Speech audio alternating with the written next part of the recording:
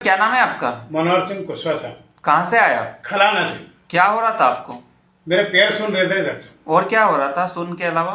सुन, और उसके बाद में ये काम नहीं कर रहे, मेरा पाँव पूरा ये आधा शरीर। अच्छा, चलने फिरने में भी कोई परेशानी चलने होती क्या? फिरने में तो पाँव तो टिकते थे इधर से, मेरे से 2-4 पाँव टिकते थे, फिर चलता था। और अब आराम है या नहीं है आपको?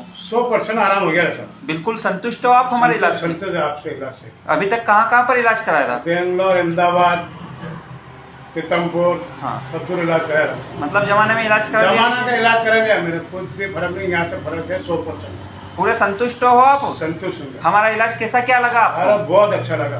ठीक है।